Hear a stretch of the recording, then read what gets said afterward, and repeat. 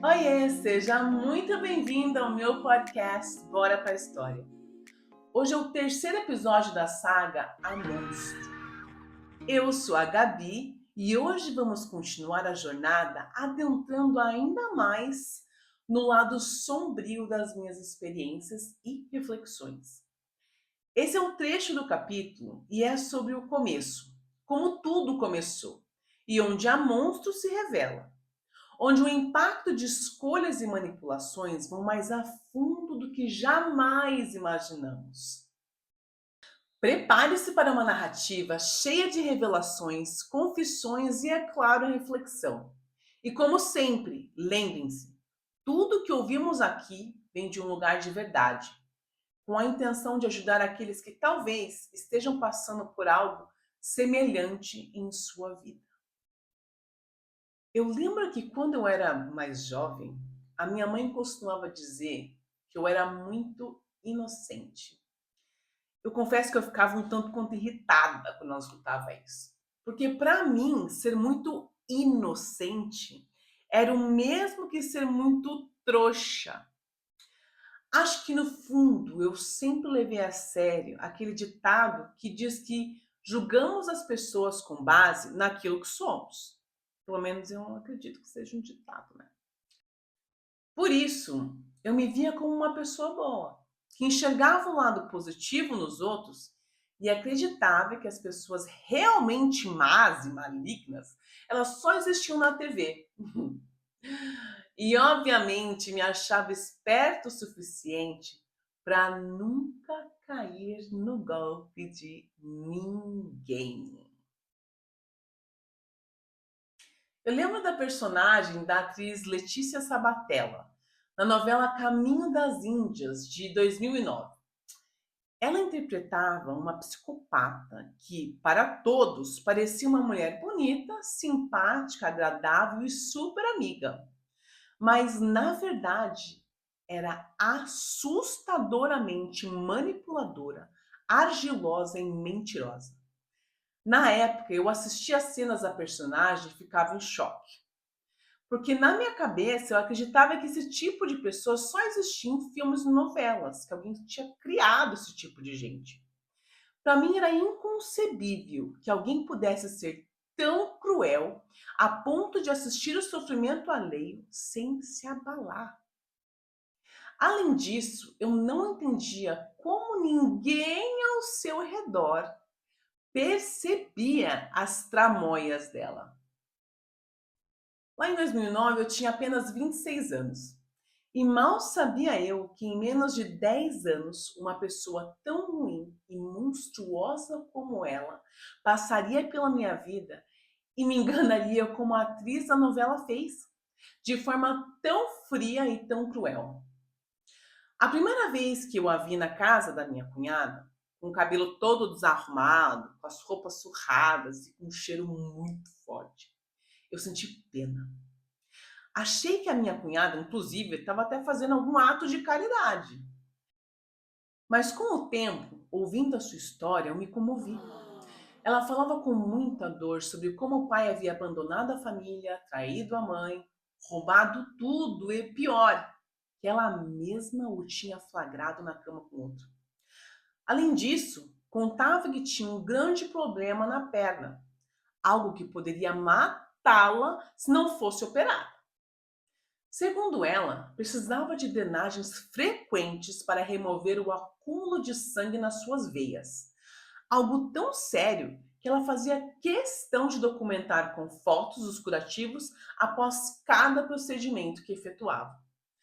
Quanto mais eu ouvia, mais me aproximava, sentindo uma mistura de empatia e aquele desejo maledeto que eu sempre tive de ajudar os outros.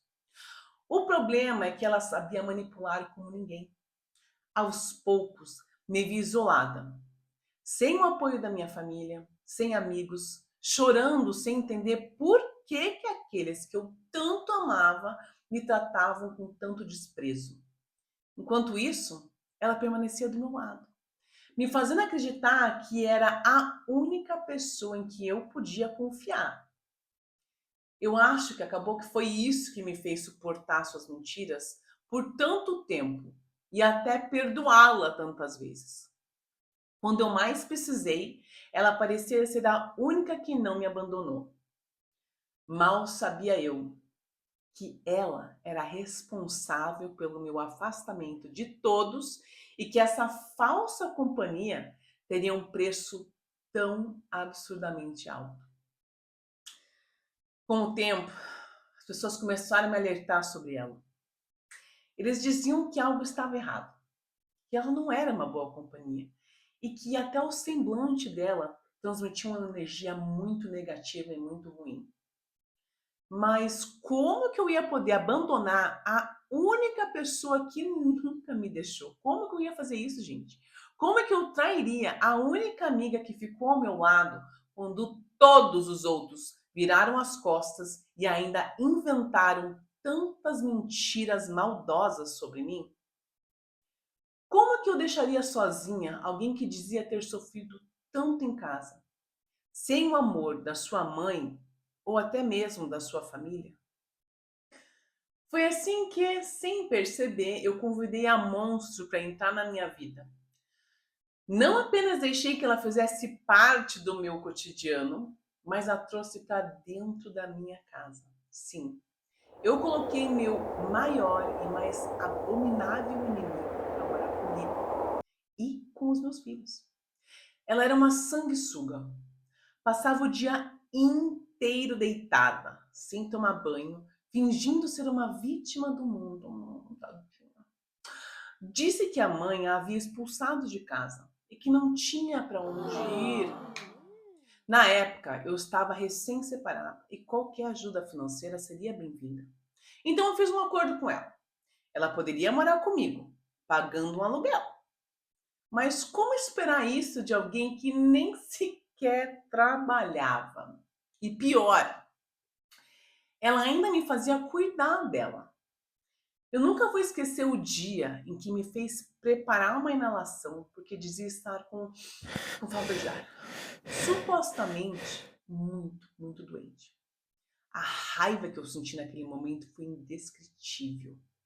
Porque já começava a desconfiar que tudo aquilo era pura enganação para evitar a responsabilidade de procurar um emprego e, óbvio, me prender a ela. Ela também adorava falar dos seus namorados. Homens que ninguém nunca viu. Segundo ela, eles eram médicos, advogados, ricos, lindos, maravilhosos e super bem-sucedidos. Mas era impossível não me perguntar como que esses homens tão incríveis poderiam se atrair por alguém que vivia descabelada, mal vestida, acima do peso e com um cheiro forte que nem ela parecia notar? Claro, não havia uma única foto desses namorados, com ela, né? Sempre havia uma desculpa, um drama exagerado digno de novela mexicana para justificar as suas histórias. Era um teatro sem fim. Naquele momento, ainda que eu não soubesse completamente quem ela era, algo dentro de mim já sabia. Eu tinha colocado a pessoa errada no centro da minha vida. E o preço por essa decisão estava apenas começando a ser cobrado.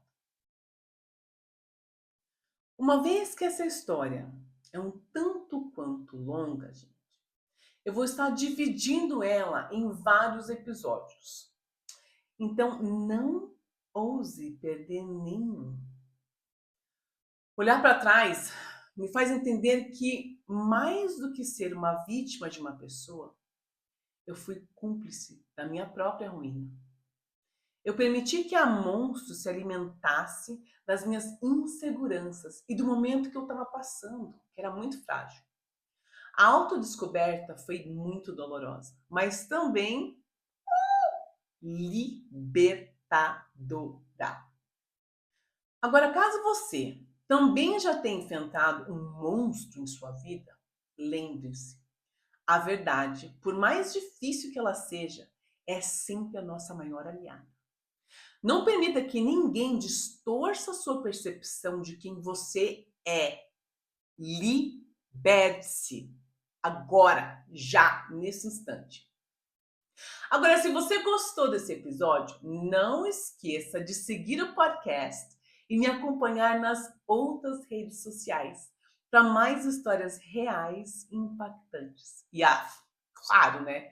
Compartilhe esse episódio com alguém que você acha que deveria conhecer essa história. Muito, muito obrigada por me acompanhar e até o próximo episódio. Beijo, galera! Tchau, tchau!